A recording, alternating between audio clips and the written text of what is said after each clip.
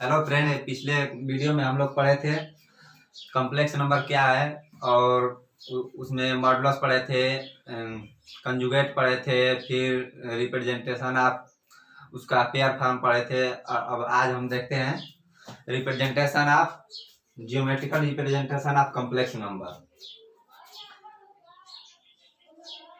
Geometrical representation of complex number.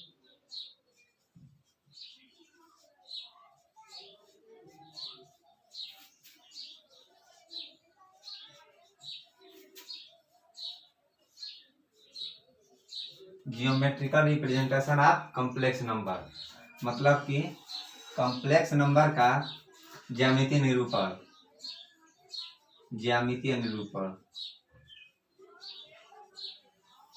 ज्यामितीय निरूपण इसका मतलब यह है कि हम लोग कॉम्प्लेक्स नंबर को कैसे दर्शा सकते हैं किसी ग्राफ के माध्यम से, वही इसमें हम सीखेंगे। जैसे कोई भी कॉम्प्लेक्स नंबर z बराबर दिया है a प्लस आई बी, यह कॉम्प्लेक्स नंबर हो गया। और इसको हम लोग कैसे ग्राफ पर दिखाएंगे, यही आज हम सीखेंगे। तो इसको हम कल बताए थे कि यह रियल पार्ट है, रियल पार्ट, और इसको हम बताए थे इमेजिनरी पार्ट, इमेजिनरी पार्ट। तो रियल पार्ट को ग्राफ के माध्यम से हम कैसे दिखाएंगे, एक्स एक्सिस है, वाई एक्सिस। रियल पार्ट को रियल एक्सिस पर, इमेजिनरी पार्ट को इमेजिनरी एक्सिस पर। तो रियल पार्ट है तो रियल एक्सिस पर, या एक्स रियल एक्सिस कहलाता है, और यह इमेजिनरी एक्सिस।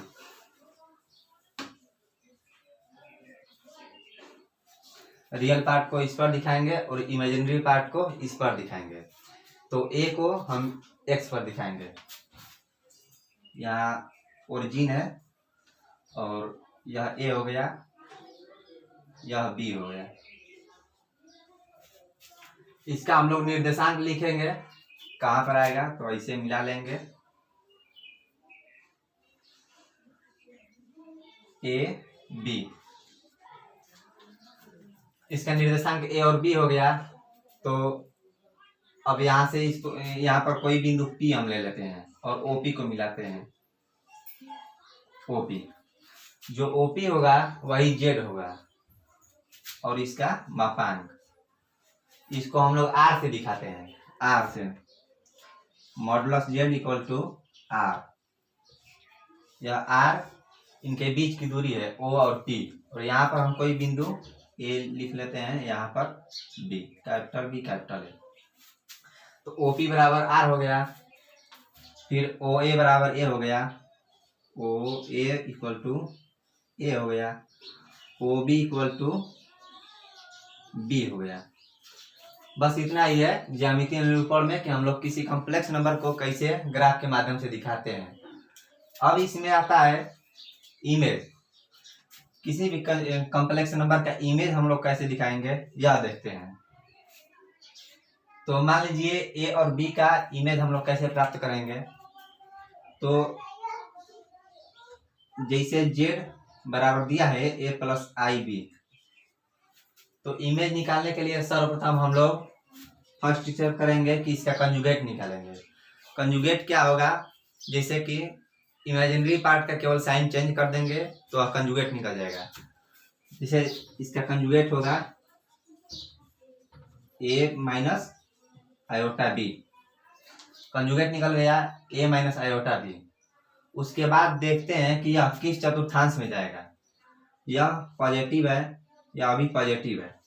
तो इसको पॉजिटिव आता है तो फर्स्ट क्वाड्रेंट, प्रथम चतुर्थांश, यहाँ पर दर्शाएंगे ए बी, ए बी, यहाँ ए हो गया, यह बी हो गया,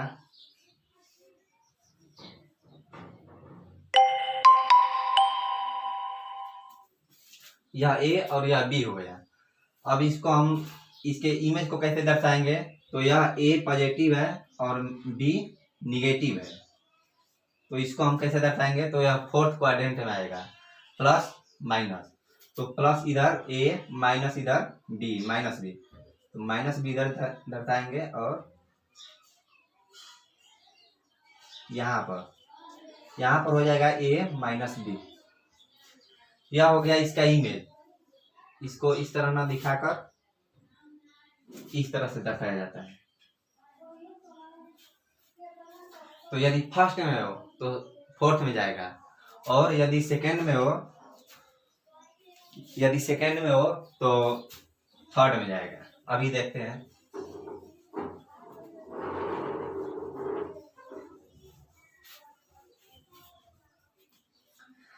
यदि सेकंड में हो,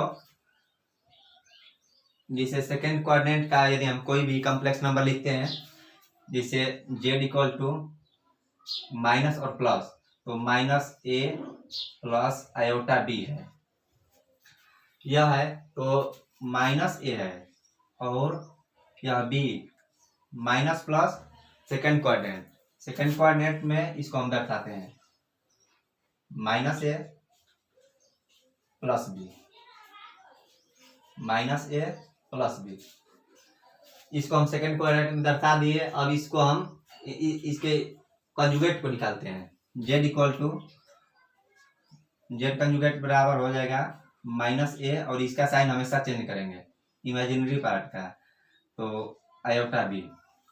अब इसका निर्देशांक होगा माइनस ए माइनस बी।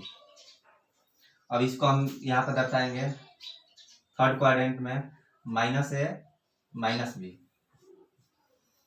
यहाँ से इसको हम मिला देंगे और यहाँ से इसको, तो यह इमेज हो गया। यदि सेकेंड में हो तो थर्ड में होगा, यदि फर्स्ट में हो तो फोर्थ में होगा। ठीक, इतना समझ में आ गया। अब हम लोग आगे बढ़ते हैं पोलर फॉर्म।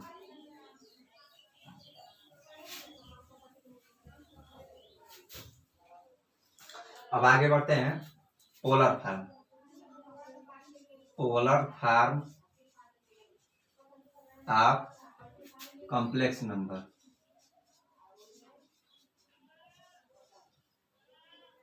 सम्मिश्र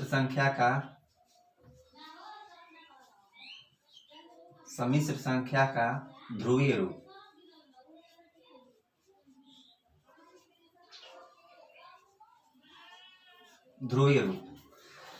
किसी भी सम्मिश्र संख्या का ध्रुवीय रूप हम लोग कैसे निकालते हैं, ये अब हम सीखते हैं। यह भी आसान है। अभी हम इसके बारे में चर्चा किए थे कि यह जेड है, यहाँ पर इसका पॉइंट ए बी है, यह बी और यह ए, यह मॉडुलस जेड, इसके बराबर हम लिखे थे आर। तो पोलर फॉर्म में मान लीजिए यह कोई थीटा है, किसी एंगल पर है, तो यह फर्स्ट क्वाड्रेंट में है ए बी, और इतनी दूरी ए और इतनी दूरी बी, और कोई थीटा है और जेड इक्वल टू आर है। तो यदि हम ए की वैल्यू निकालते हैं, ए की, तो लिखते हैं cos थीटा इक्वल टू ए बटे में मॉड जेड हो गया। या इसके बदले हम लिख सकते हैं ए बटे में आर। ए की वैल्यू हम निकालते हैं तो इधर होगा आर कॉस थीटा, ए की वैल्यू हो गया समीकरण 1। अब ऐसे ही हम लोग बी की वैल्यू निकालेंगे, तो बी की वैल्यू कैसे निकलेगा, तो sine theta equal to b बटे मॉड जेड या बी बटे आर। अब बी की वैल्यू निकालेंगे तो r sine theta equal to b. या ए और बी की वैल्यू जब निकल गया तो हम लोग कैसे दिखाएंगे, जैसे जेड का स्टैंडर्ड फॉर्म होता है कॉम्प्लेक्स नंबर का कि z equal to a plus iota b. अब यहाँ पर हम लोग वैल्यू पुट कर देंगे तो जेड इक्वल टू हो जाएगा, ए का मान रखिए आर कॉस थीटा और प्लस आयोटा बी की value r sine theta. R की जगह मॉड जेड भी लगा सकते हैं, तो जेड इक्वल टू हो जाएगा आर कॉमन ले लेंगे तो cos theta plus iota sine theta. ये पोलर फॉर्म का स्टैंडर्ड फॉर्म हो गया, यही स्टैंडर्ड फॉर्म है पोलर फॉर्म का। पोलर फॉर्म, पोलर फॉर्म यह हो गया। Argument, argument of complex number. Complex number सबसे इंपॉर्टेंट चीज यह है कि किसी भी कॉम्प्लेक्स नंबर का आर्ग्यूमेंट कैसे निकालेंगे। इसको हिंदी में हम लोग कहते हैं सम्मिश्र संख्या का, सम्मिश्र संख्या का पूर्णांक।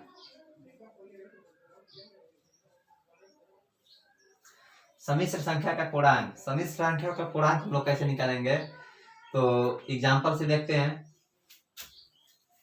एग्जांपल नहीं, पहले इसका कंसेप्ट जानिए।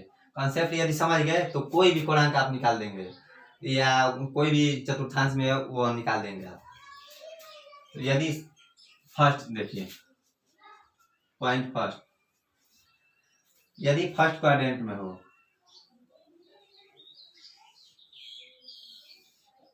रियल एक्सिस इमेजिनरी एक्सिस, यदि कोई complex number z equal to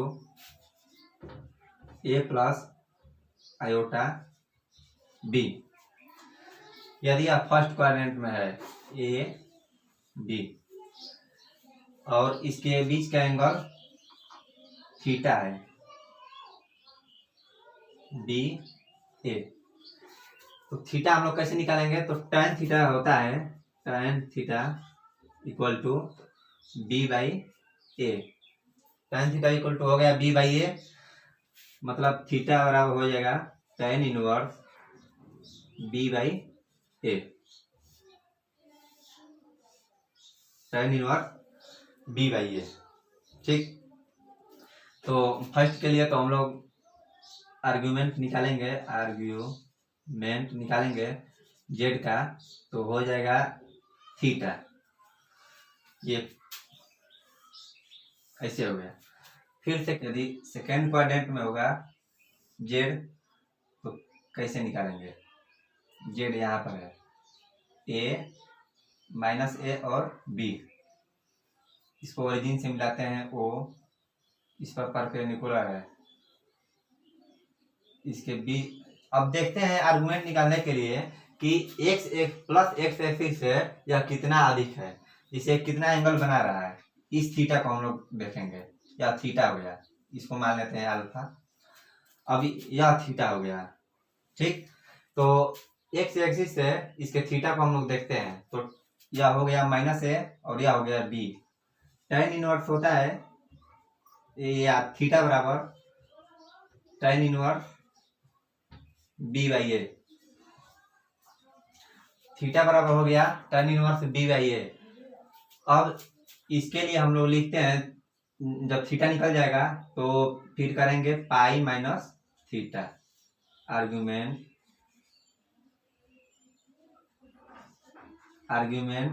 z का मान हो जाएगा सेकंड क्वाड्रेंट के लिए पाई माइनस थीटा। तो फर्स्ट क्वाड्रेंट में यदि होगा तो आर्ग्यूमेंट z का मान होगा थीटा, और सेकंड क्वाड्रेंट की बात करते हैं तो आर्ग्यूमेंट का मान होगा पाई माइनस थीटा। अब हम लोग चलते हैं थर्ड क्वाड्रेंट में। थर्ड क्वाड्रेंट भी वैसे निकालते हैं, बस आगे चिन्ह माइनस लगा देते हैं। जैसे तीसरा पॉइंट है थर्ड क्वाड्रेंट की हम लोग बात करते हैं, तृतीय चतुर्थांश। इसमें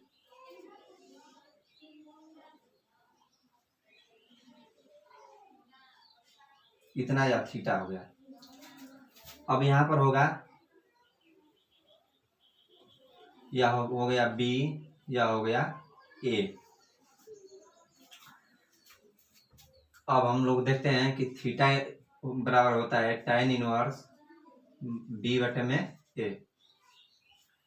थीटा इक्वल टू हो गया tan inverse b by a। अब थर्ड क्वाड्रेंट की बात करते हैं तो इसका आर्गुमेंट हो जाएगा z का minus pi minus theta, minus pi minus theta हो गया, या इसको हम बोल सकते हैं थीटा माइनस पाई, या थर्ड ओपरेंड की बात है। तृतीय चतुर्थांश में यदि हो तो ऐसे लिखेंगे minus A minus B.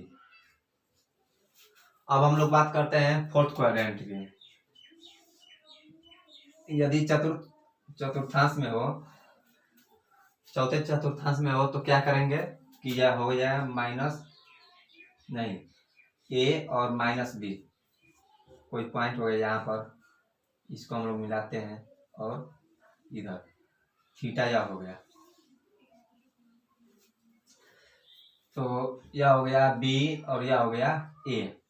Theta equal to हम जानते हैं कि tan इनवर्स होता है B by A, tan inverse B by A. अब इसके लिए होगा आर्गुमेंट जेड इक्वल टू हो जाएगा माइनस थीटा, यह हो गया। तो फर्स्ट के लिए देख लिए, सेकंड के लिए, थर्ड के लिए और फोर्थ के लिए, इसको एक जगह हम लिख देते हैं।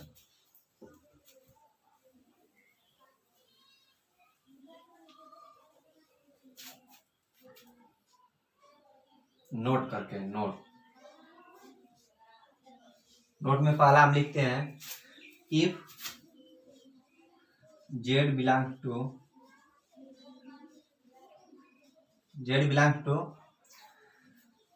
फर्स्ट क्वाड्रेंट, प्रथम चतुर्थांश से यदि बिलोंग करें तो क्या करेंगे कि आर्ग्यूमेंट जेड इक्वल टू हो जाएगा थीटा। दूसरा होगा नोट्स में कि यदि if z belong to second quadrant तो आर्गुमेंट जेड बराबर होगा, हो जाएगा कि पाई माइनस थीटा, यह हो गया। अब थर्ड के लिए if z belong to third quadrant, तब फिर क्या होगा कि आर्गुमेंट इसका निकालेंगे, आर्गुमेंट जेड इक्वल टू हो जाएगा माइनस पाई माइनस थीटा, या इसको हम लोग लिखते हैं theta minus pi.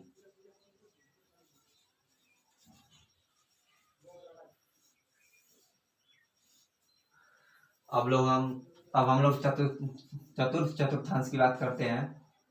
If z belong to fourth quadrant, तो आर्गुमेंट हम लोग निकालेंगे तो क्या होगा, आर्गुमेंट जेड बराबर हो जाएगा माइनस थीटा। ये तो आर्गुमेंट की बात हो गई। जैसे अभी हम निकालना बता देते हैं, आप नोट कर लीजिए, अभी हम लोग निकालेंगे इस पर।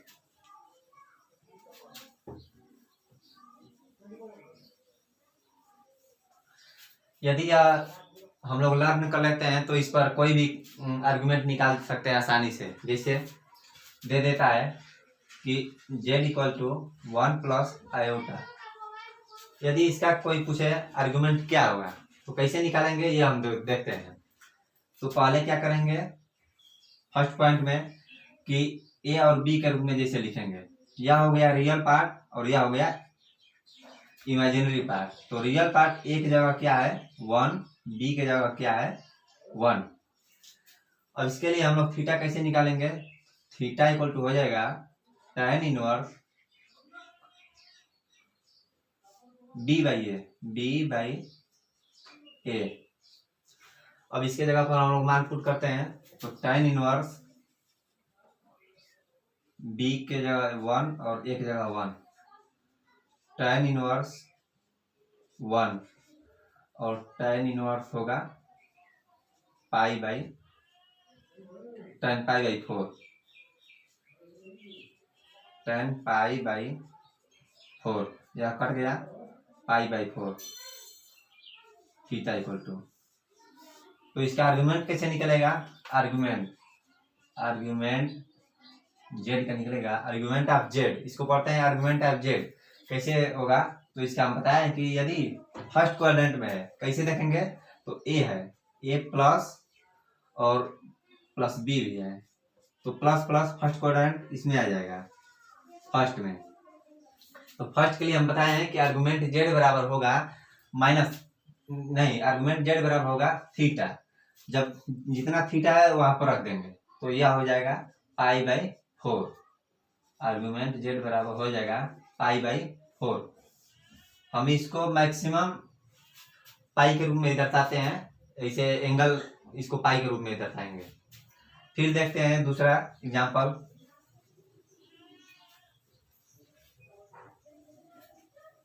दूसरा एग्जांपल हम लोग देखते हैं, जेड यदि जेड बराबर दे दे √3 माइनस आयोटा, तब हम इसका आर्गुमेंट कैसे निकालेंगे ये हम देखते हैं। तो ए बराबर सबसे पहले लिखेंगे √3, बी बराबर लिखेंगे -1। -1 हम इसलिए लिखते हैं साइन के साथ कि वह कौन सा क्वाड्रेंट में है, जैसे या प्लस और माइनस, प्लस माइनस यह हो गया, तो इस क्वाड्रेंट में आएगा फोर्थ में। अब हम थीटा का पहले मान निकालते हैं, tan इनवर्स b बाई ए, तो b का मान 1 है, इसमें साइन नहीं लेंगे और बट्टे में √3।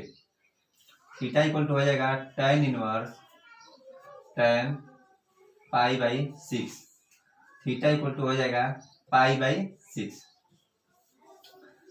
बट जब क्वाड्रेंट फोर्थ है तब इसके लिए हम लोग क्या आर्गुमेंट के लिए लिखे हैं कि आर्गुमेंट हो जाएगा जेड का -थीटा। इसके लिए हम लोग -थीटा हो गया, तो इसके लिए लिखेंगे कि आर्गुमेंट ऑफ जेड बराबर लिखेंगे कि माइनस और थीटा के स्थान पर आया है पाई बाई 6, तो इसका आर्गुमेंट यह हो गया। फर्स्ट का देख लिए, फोर्थ का देख लिए, अब सेकेंड का वैसे भी और थर्ड का भी हो जाएगा।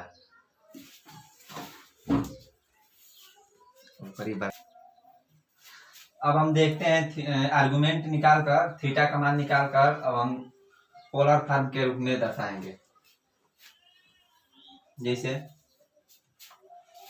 जेड बराबर हो गया 1 प्लस √3 आयोटा। इसको हम लोग पोलर फॉर्म में कैसे दर्शाएंगे यह देखते हैं। तो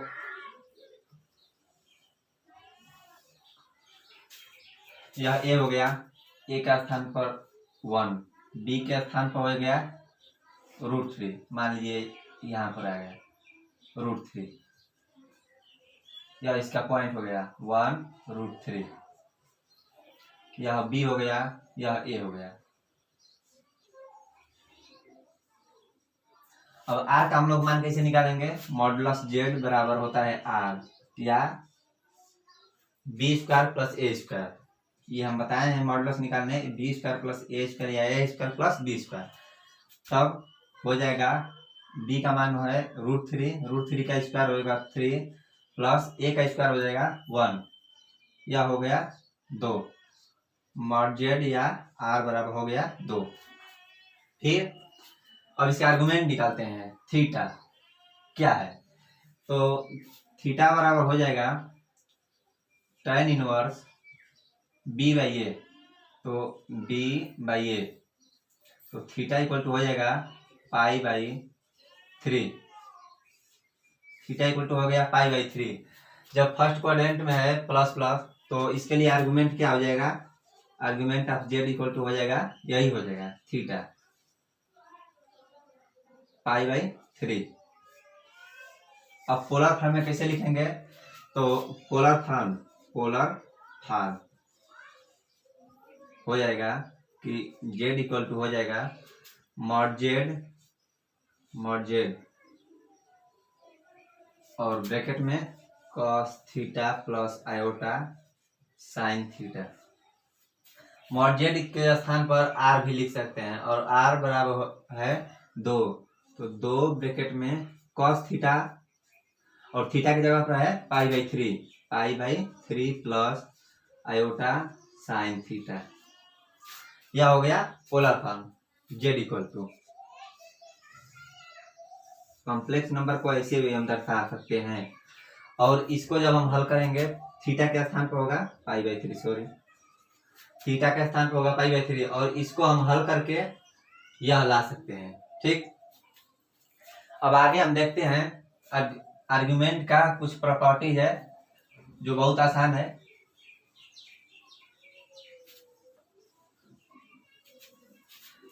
सम प्रॉपर्टीज ऑफ आर्गुमेंट,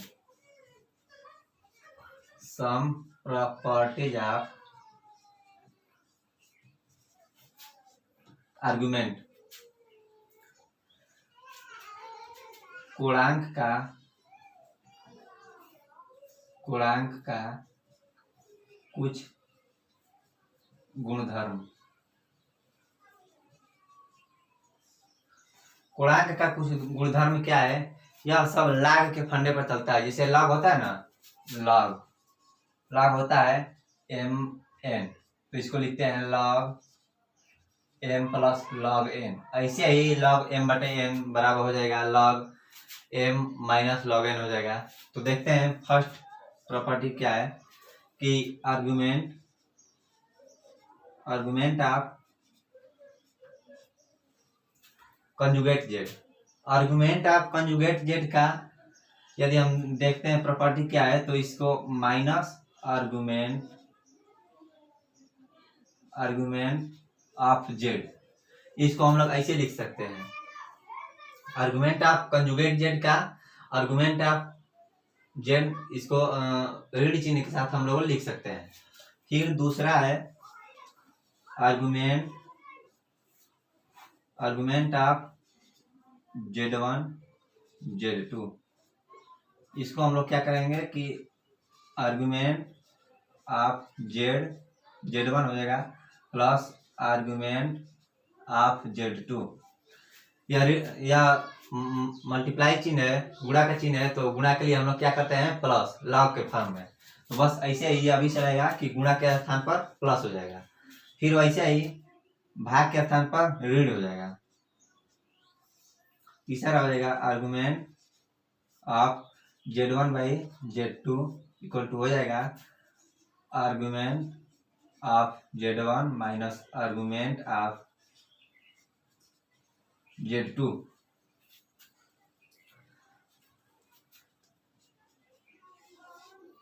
अब फोर्थ है कि यदि दिया हो कि argument of z1 plus argument of z2 equal to दिया है argument of z1 minus argument of z2, तब क्या करेंगे कि ये मॉडुलस है, modulus of z1 plus z2 equal to modulus of z1 minus z2। तब क्या होगा कि argument of z1 minus argument of z2 equal to हो जाएगा π/2। यह चार बहुत इंपॉर्टेंट है। अब इसके आगे हम लोग बात करते हैं आयलर फॉर्म। एक बचा है अंतिम, Euler form.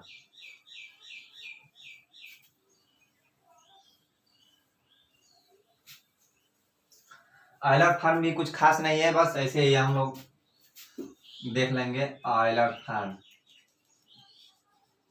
Euler form, Euler form क्या है कि आयलर फॉर्म को दर्शाते हैं z इक्वल टू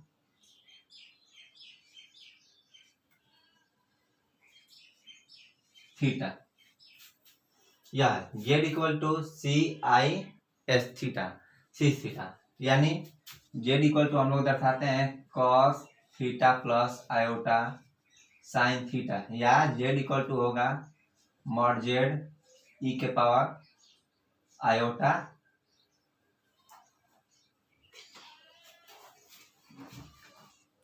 या z बराबर हम लोग लिखेंगे कि मॉड z और e के पावर आई थीटा। इसको हम लोग कैसे लिखेंगे, अभी सिद्ध हो जाएगा। जैसे e के पावर x का फार्मूला होता है 1 प्लस x स्क्वायर बटे में फैक्टोरियल 2 प्लस x क्यूब बटे में factorial 3 plus dot dot dot. अब क्या होगा, यदि e के पावर आई थीटा होगा तो 1 प्लस आई थीटा का स्क्वायर बटे में फैक्टोरियल 2 प्लस आई थीटा का क्यू बटे में फैक्टोरियल 3 प्लस आई थीटा के पावर 4 बटे में factorial 4 plus dot dot dot. अब हम देखते हैं कि आई स्क्वायर का मान होता है, आई स्क्वायर का मान हो जाएगा -1, आई क्यू का मान होगा -i और आई के पावर 4 का मान होगा 1।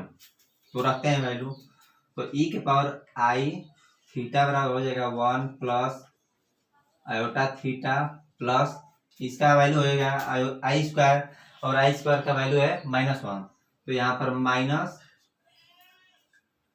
थीटा स्क्वायर बटे में फैक्टोरियल 2 और इसका मान हो जाएगा आई क्यूब और आई क्यूब का मान है minus iota, minus iota theta cube बटे में फैक्टोरियल 3 प्लस आई की पावर 4 का मान हो जाएगा 1, तो थीटा बटे में factorial 4 plus dot dot dot.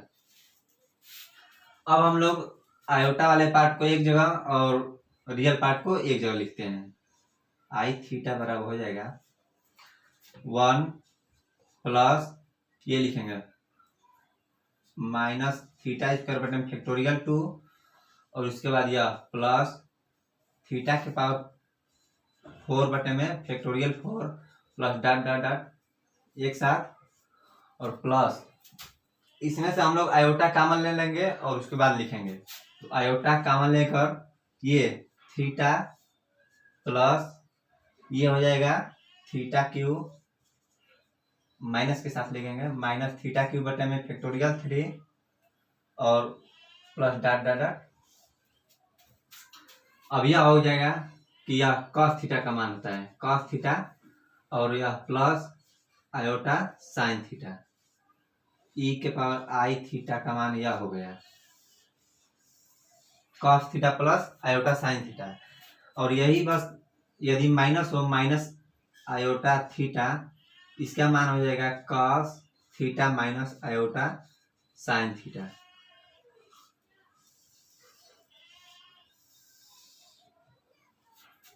यह हो गया, आप नोट कर लें। और इसके बाद एक आता है, इसके बाद एक पॉइंट और है कि यदि 4 लगातार दे दिया कोई भी आयोटा के फॉर्म में, तो इसको कैसे हम लोग हल करेंगे। जैसे आयोटा के पावर k प्लस आयोटा के power k plus 1 plus iota के power k plus 2 plus iota के power k plus 3 equal to हो जाएगा 0। जैसे देखते हैं आयोटा के पावर यदि हम 1 लेते हैं प्लस आयोटा के पावर के बराबर हम 1 लेकर उसके बाद हम वैल्यू पुट करते हैं आयोटा के पावर 1 प्लस आयोटा के पावर 2 प्लस आयोटा के पावर 3 प्लस आयोटा के पावर 4 हो गया। आयोटा के पावर 4 हो गया।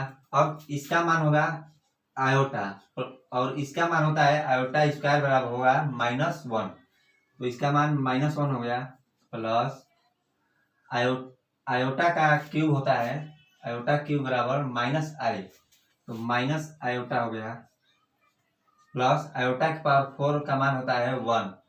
यह हमेशा आपको याद होनी चाहिए 1 हो गया। अब आयोटा -1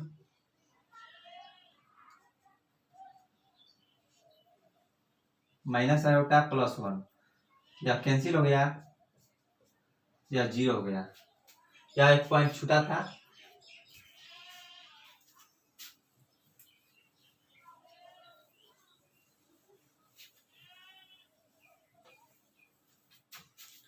अब आगे आता है एक डी मोवियर्स थ्योरम। डी मोवियर्स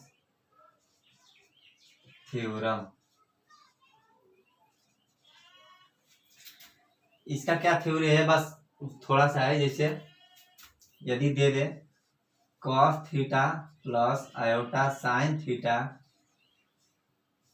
के पावर n, यदि cos theta plus iota sine theta के पावर n दे दे, तो इसके लिए हम लोग लिखते हैं cos n के साथ थीटा को गुणा कर देते हैं n theta plus iota n के साथ थीटा का गुणा करेंगे तो साइन एन थीटा।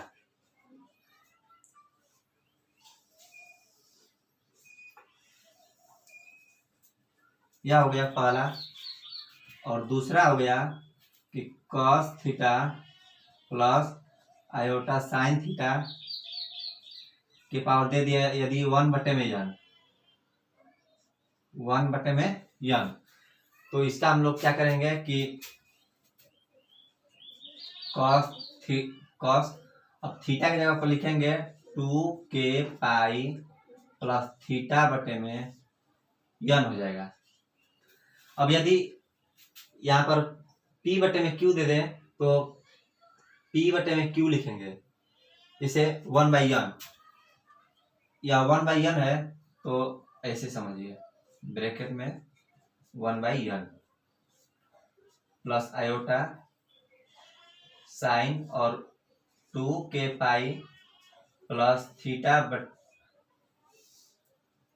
इसको हम मल्टीप्लाई कर देंगे ब्रैकेट में 1/n से।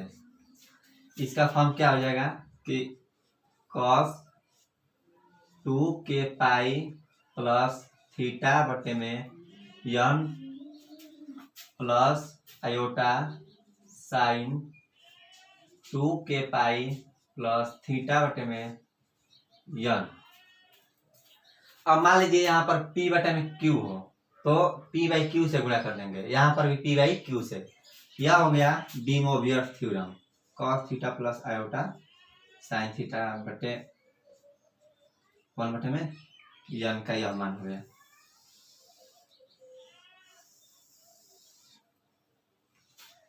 आज हम लोग यही तक रखते हैं और इसके आगे हम कल वीडियो बनाएंगे तो उसमें ये कॉम्प्लेक्स नंबर का कुछ प्रॉब्लम सॉल्व करवाएंगे। आज के लिए बस इतना है।